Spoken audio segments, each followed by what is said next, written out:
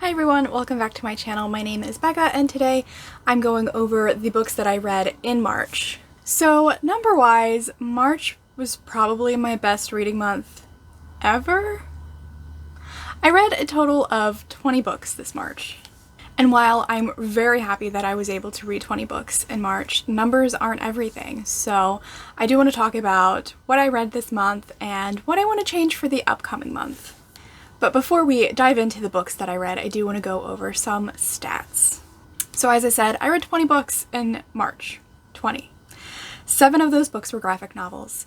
8 of them were fantasy, 5 of them were romance, 3 of them were picture books, 2 were sci-fi, I read 1 classic, 2 literary fiction, and 1 nonfiction. Only 4 of the 20 books that I read were written by BIPOC authors, which is worse than I did in February, and that's really disappointing, and I'm definitely, one of my goals for April is to do better with that. And then I only read 2 books that had LGBT plus representation in the book. Now here comes the really interesting part.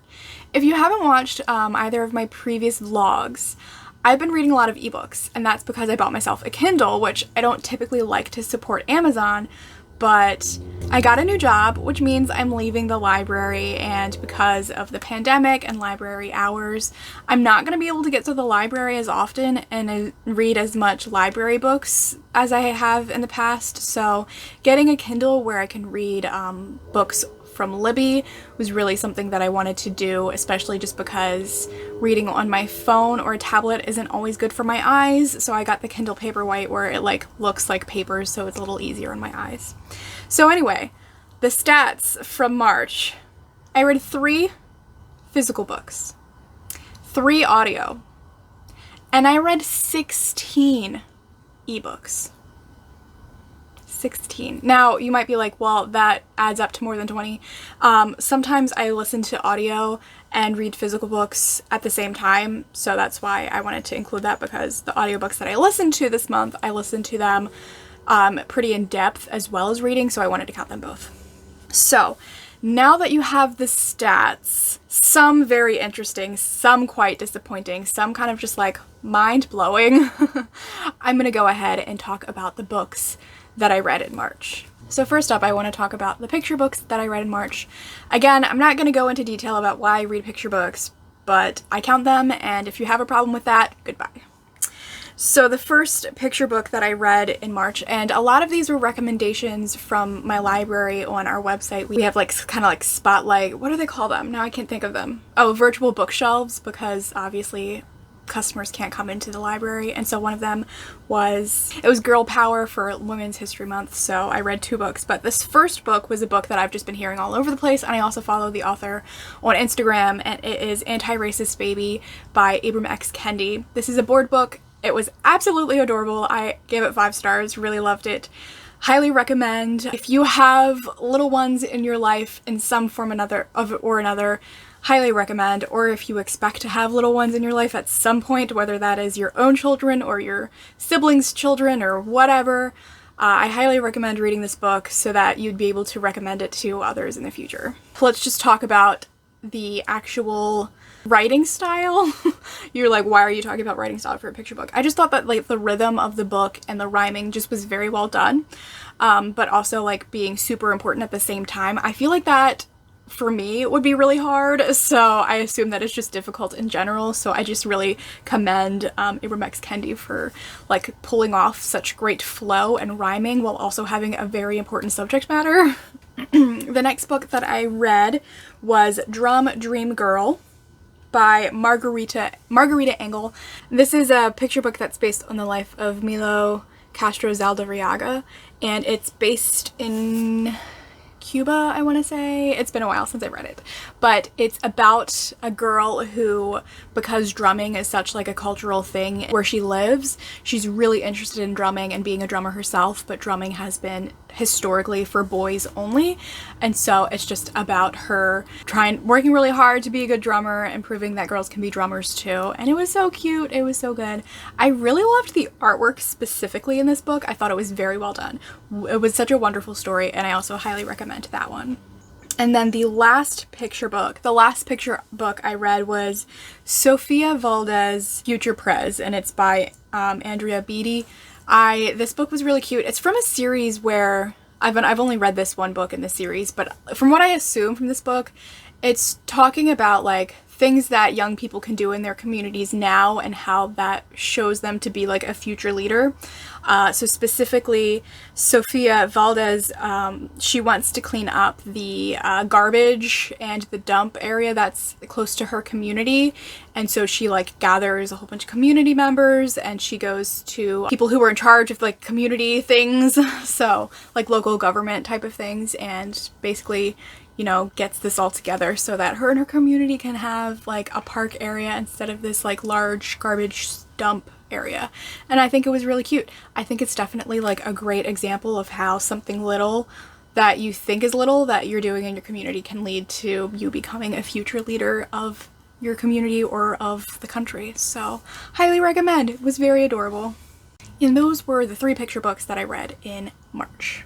Next, I want to talk about the graphic novels that I read in March. I read 7 of them. I've been in such like a huge graphic novel mood. The first graphic novel I read in March is Chef Yasmina and the Potato Panic, and this is by Water Manert. He's French, so I apologize if I butchered that. But this is a middle grade graphic novel, absolutely adorable again, where this girl loves to cook and she likes to cook a lot for her single father. And she goes to kind of like a community garden a lot to get a lot of their vegetables and stuff because they don't have a lot of money. And there's 2 men in the community garden who like are just really good friends to Yasmina, and they give her a lot of their produce. So that's really freaking adorable. Also, like community gardens, I wish we had one around here. Anyway, so the community garden gets bulldozed for a factory, and so Yasmina is trying to figure out like what's going on. And then they're like this kind of, if you've seen Supernatural, the episode where they have like the turducken and the what are they called, the Leviathan, are like creating kind of like zombie docile human things. It's kind of like that. So yeah, it was really interesting, really cute. I really loved it. Loved the science fiction aspect, and there's also like a woman scientist, so I also feel like this book is really good for like Women's History Month, just to support women scientists. The next graphic novel I read, which was one I really loved, and I looked on Goodreads and everyone hates this book, and I'm just like shocked. But it is Cheshire Crossing by Andy Weir. I just loved this book. It is a kind of retelling of Peter Pan, Alice in Wonderland, and The Wizard of Oz, and the 3 girl characters from those stories. So Alice, Dorothy, and Wendy, they, in the very beginning, come to this kind of like boarding school almost for like misbehaving girls, and who are thought to be like insane or crazy because they believe that they've been to, you know, Wonderland, Neverland, and Oz. So they go to this boarding school. So it's kind of similar in the Wayward Children series by Shauna Maguire, and then they end up getting sucked into each other's worlds, having to fight, you know, like Captain Hook and the Wicked Witch of the West and all of those things. And it was so good. Like, this is what I wish the Wayward Children series was, because this graphic novel is also tiny, so me always thinking that Wayward Children would be better if they're longer, obviously not, because this put 3 stories in one tiny graphic novel, and I thought it was so much better than the Wayward Children series. But apparently other people don't think so. They think it's a ripoff, and a poor ripoff of that, but I definitely disagree. I really, really loved this graphic novel. I thought it was so fun. I thought the artwork was very good, and it just like, I want another book in this series.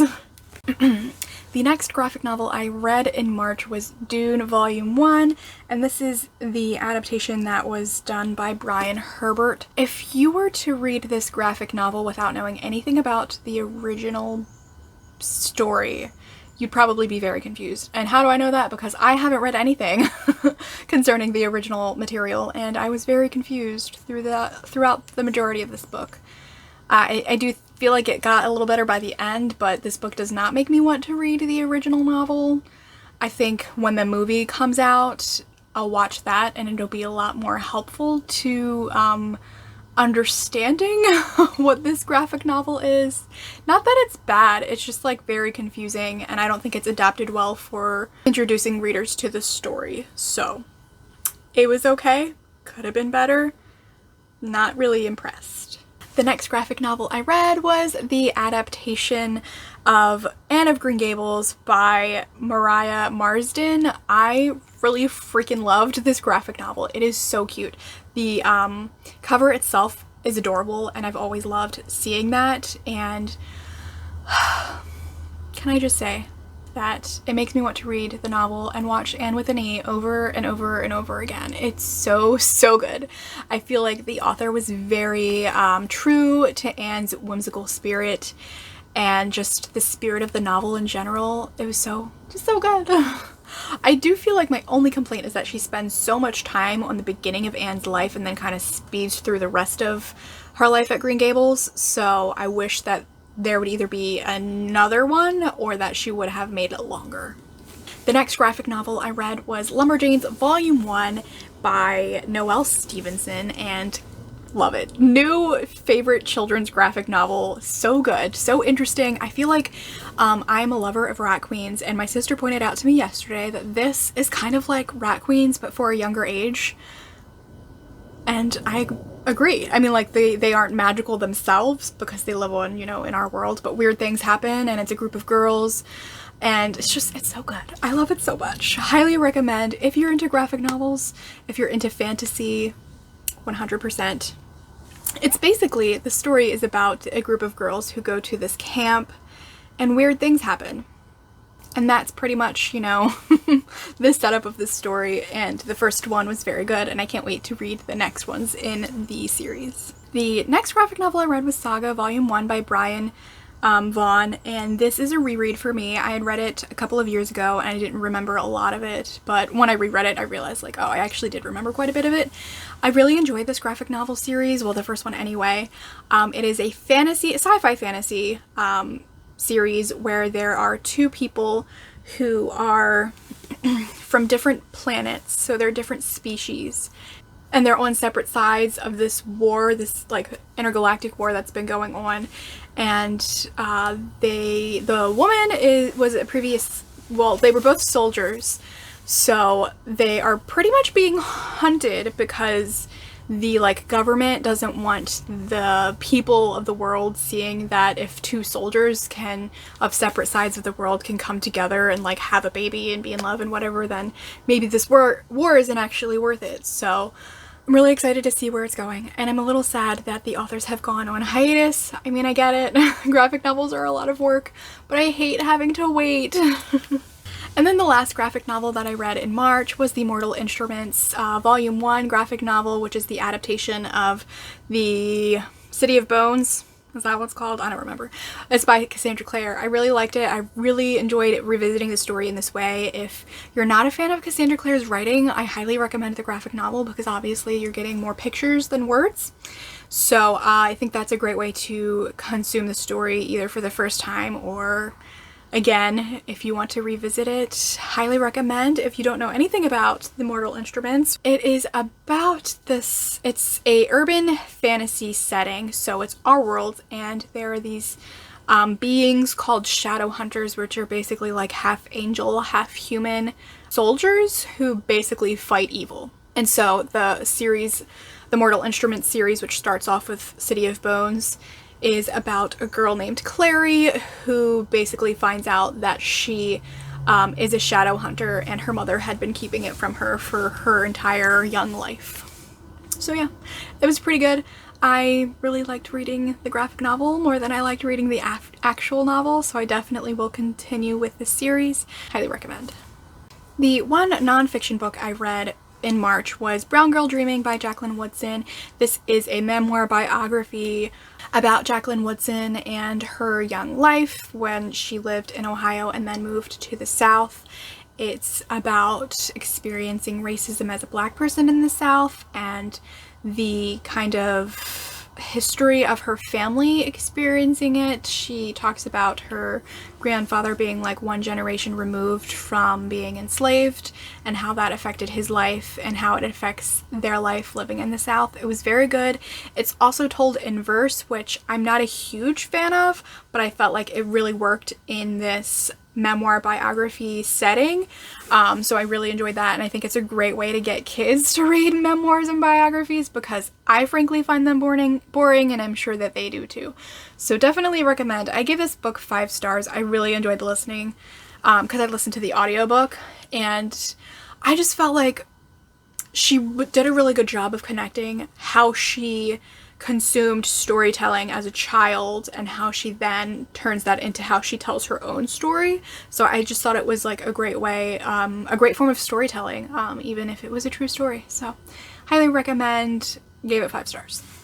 And now we get into the novels that I read in March. First one being Blood and Honey by Shelby Mahurin.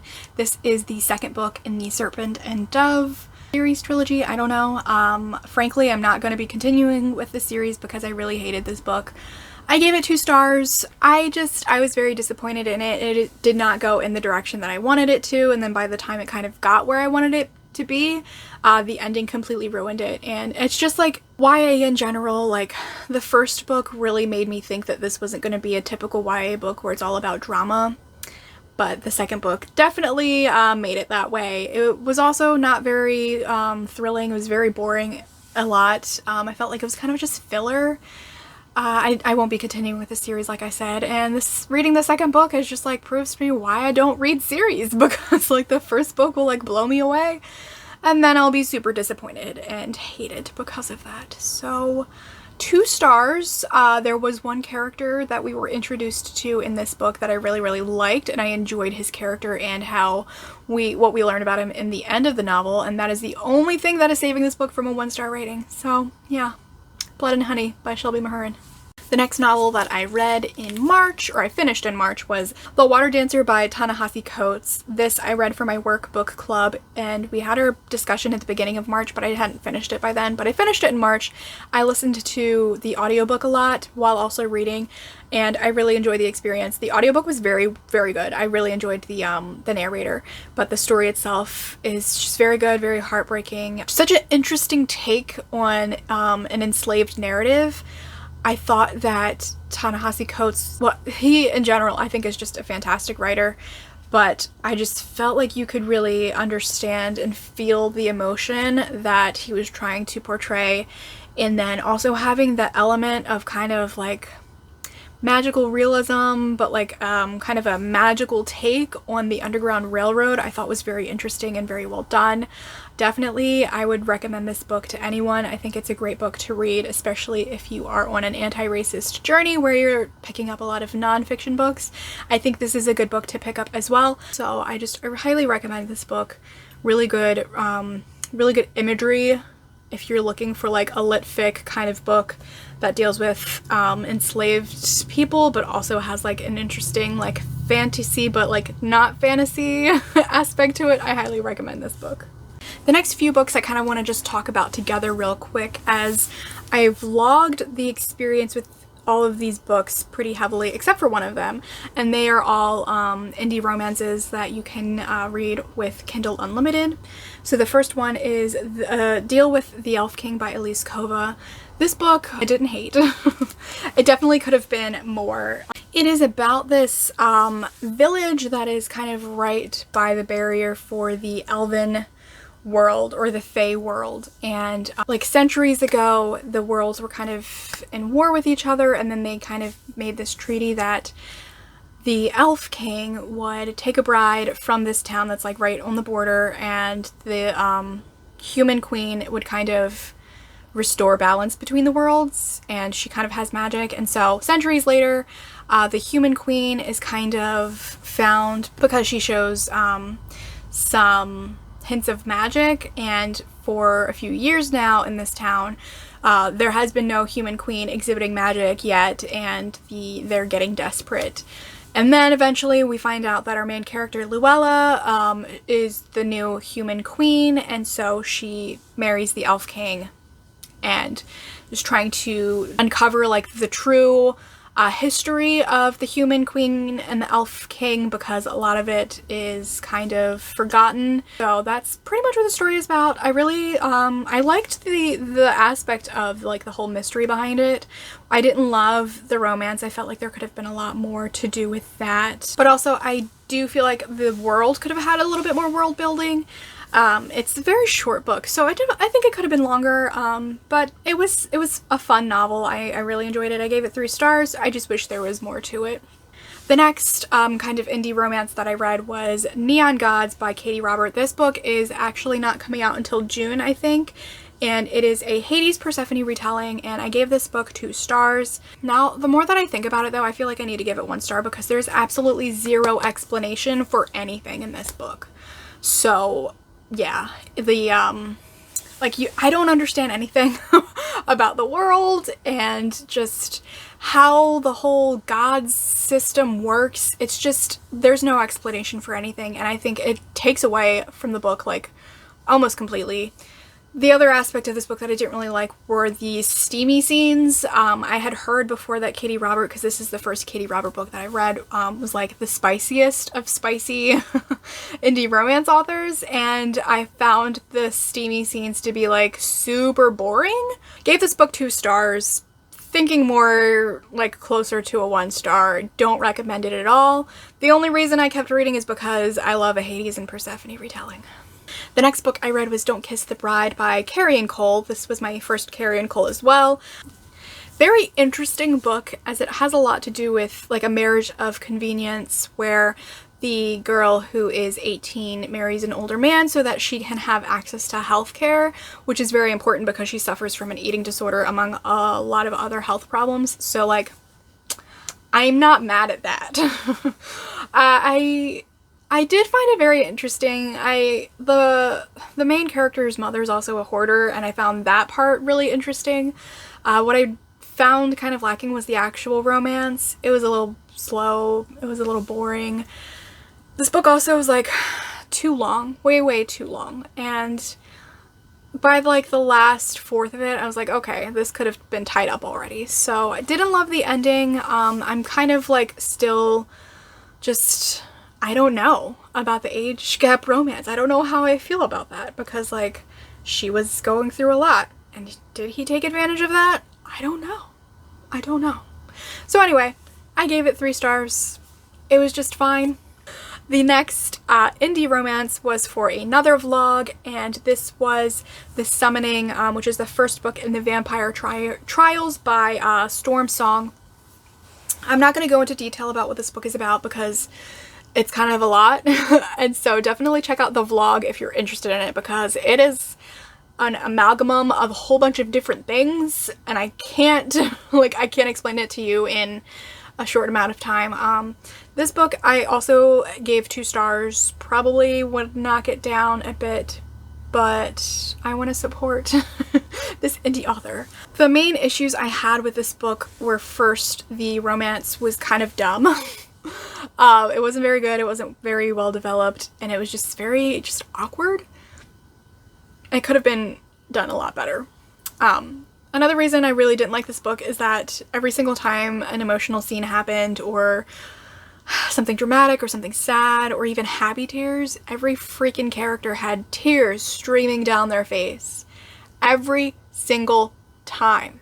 So I didn't really like that. Also, just the world itself and the ending kind of was wrapped up way too quickly, even though that there's going to be a second book, or there is a second book in the series. I'm not going to continue with it because I'm not really interested in this series overall, but I was just like, nah. It was eh.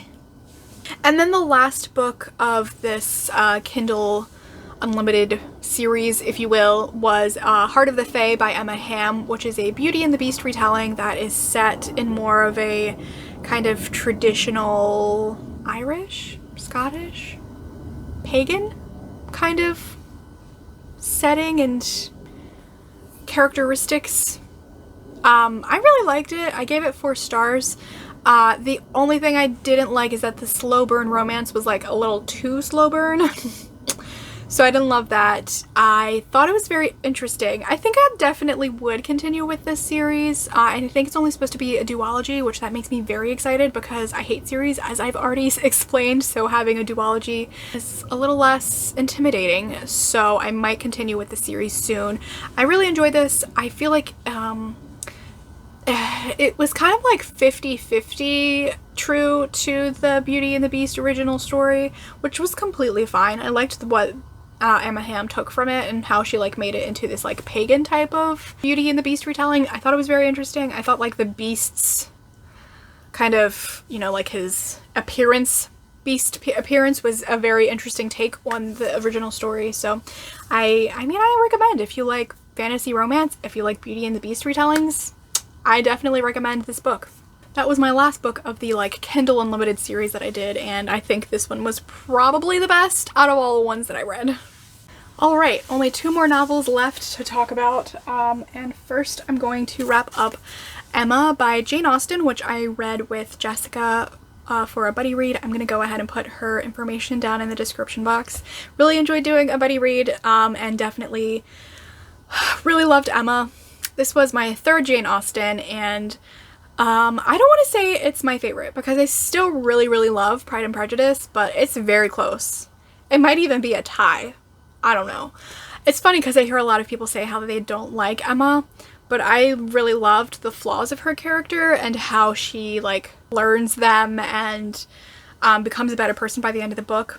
I feel like this book is definitely more about friendship and community rather than romance, even though the romance takes place. It's just not, to me, something that's the major plot line, and I really enjoyed that. I really loved I loved all of the characters in this book except, well, I mean, I loved all of them in the way that they were written, and I think that they were really well written and that they definitely had a place in the novel, even though like Mrs. Elton, I could just like throw her across a room. So annoying, but I just really loved all of the characters and how they played in this story, and I thought it was very well done.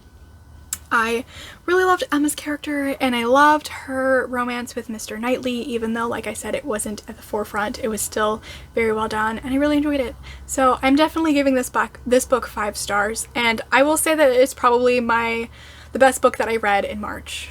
And finally, the last novel that I read in March was The Song of Achilles by Madeline Miller. And this is a book that I have finished like maybe 3 or 4 days ago, and it's kind of just stewing in my brain. I'm trying to think of how I want to rate this book, and here's the thing. I read Circe first, and Circe was like one of my top favorite books that I read in 2020. I love that book. I will reread it. It'll be an all-time favorite for the rest of my life. This book, having read it second, definitely was overshadowed by Circe, and I think that's one of the reasons why I didn't love it so much. I think I'm going to give Song of Achilles 3 stars.